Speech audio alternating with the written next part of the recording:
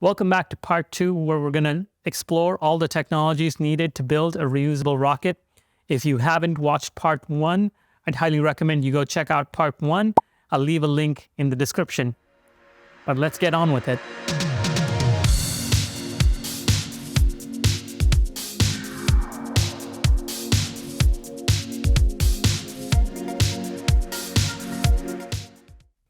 This next part refers to the software side of things. Landing guidance and closed-loop thrust vector control, all controlled on the internal computers in the rocket itself.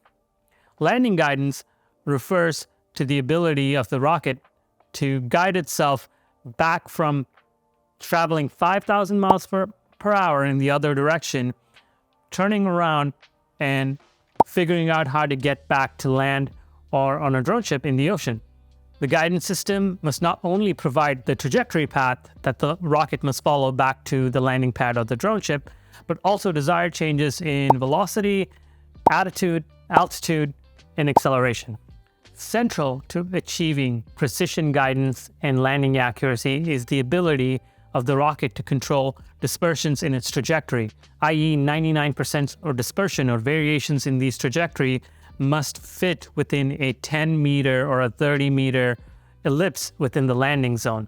Since we're dealing with such dynamic variations in trajectory in such a short amount of time, along with a dynamic range of forces, all computation must be done autonomously, closed loop, and completed within a fraction of a second.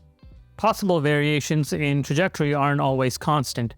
Dispersions actually grow during the ascent phase, stay constant in the exo-atmospheric in-space coast, and when controlled and timed correctly, dispersions are shrunk back down to the size of the landing pad upon landing. For example, for the Falcon 9, dispersions are controlled with a precisely timed boost back burn and a reentry burn, along with closed-loop control using grid fins. But save the worst for last, because the rocket needs to accomplish what's known as a divert maneuver, where the rocket has to move sideways when landing back in its terminal phase of landing. Autonomous computation is key here, because failure to find an optimal solution in a determined amount of time will result in consumption of all available propellant and crash the rocket, or failure to find the wrong solution will also crash the rocket. Just remember, X marks the spot. Thermal protection systems on a rocket act as a barrier to protect landing critical components, like the engines, from the extreme heat of hypersonic reentry.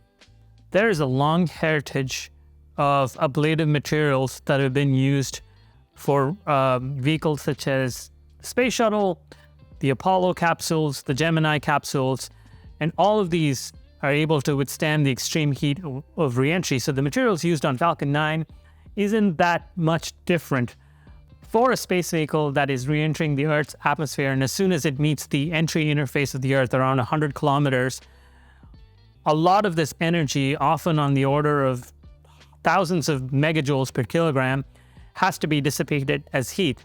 A majority of this energy is dissipated through friction at the upper atmosphere. For example, the leading edge of the Apollo spacecraft often reached a temperature as high as 2,500 C, or about half the temperature of the surface of the sun. And that is why you see this beautiful black skirt around the Falcon 9, as it protects components such as the engine thrust chambers, engine turbopumps from the extreme forces of reentry to enable a successful landing back on land or on the drone ship. And finally, one of the core technologies needed to successfully land a rocket are the landing legs itself. Now, landing legs haven't really been used on any expendable rocket for obvious reasons, but it's been a necessary invention to actually land the rocket back on land. Can I use a parachute to land a rocket? Yeah, you can, but that comes with significant mass and therefore payload penalties. So you can't always use a parachute to land a rocket. Keep in mind, when using a parachute to land the rocket, your only option to make a soft landing is on water, and salt water isn't a friend of most rocket components. Let's take a look at the landing legs used on the Falcon 9. The legs have 4 main components: the legs themselves, the deployment arms, the pushers, and the latches. The legs themselves are lightweight and consist of these hollow telescoping cylinders. They can be folded up against the rocket body during launch and are stowed in place. And when commanded to, they're pushed out by the pusher system and latched in place when deployed. The pushers use a pneumatic system, often helium gas, to slightly kick or push the landing legs outward when commanded to, and gravity does the rest. Yep, Falcon 9's landing legs are operated with gravity. Not a lot of people know that. And that's why when you look at a video of Falcon 9 deploying its landing legs, you can see a slight delay between each of the 4 legs, and they aren't perfectly synchronized. And that's because gravity is just doing the work to deploy one leg a little faster than the other. The landing legs must deploy reliably every single time. Even if one leg fails to open fully or isn't locked out in place correctly, that can result in a rapid unscheduled disassembly event every single time. And optionally, you need a floating landing platform. A landing platform is simply a marine vessel that is operated by the launch service provider in order to enable rocket landings out in the ocean. A floating landing platform is important because you can recover a rocket even in the case of a high-energy launch when the primary payload demands a lot of energy from the rocket. When the primary payload demands a lot of energy from the rocket, it means that there isn't enough propellant available to enable a landing back out on land. There's also the added benefit of keeping those initial Pathfinder landings away from land where failure is likely and you don't want to risk populated areas through your experiments. The platform, however, needs to have all of the equipment needed to support a fully landed rocket and must also be able to maintain precision and maintain stability when sea conditions aren't perfect. The ship must also be capable of holding the landed rocket in place as it transports the entire assembly back to land for further reuse. To date, all floating landing platforms belong to SpaceX, and they're called Just Read the Instructions, Of Course I Still Love You, and A Shortfall of Gravitas. So that's it.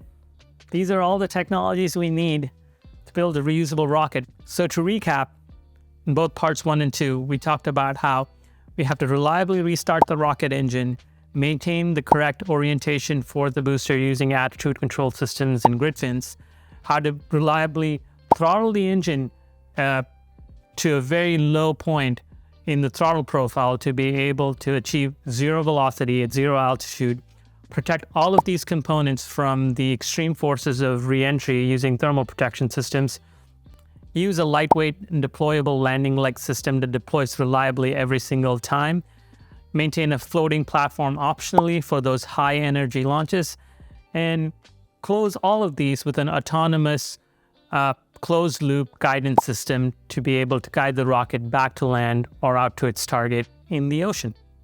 And this is just the tip of the iceberg, or spaceberg, for landing a rocket. There's so much more involved in controlling the processes behind all of these designs and to be able to successfully execute this operation with hundreds of thousands of people involved. So I hope you enjoyed learning about these technologies to land a rocket.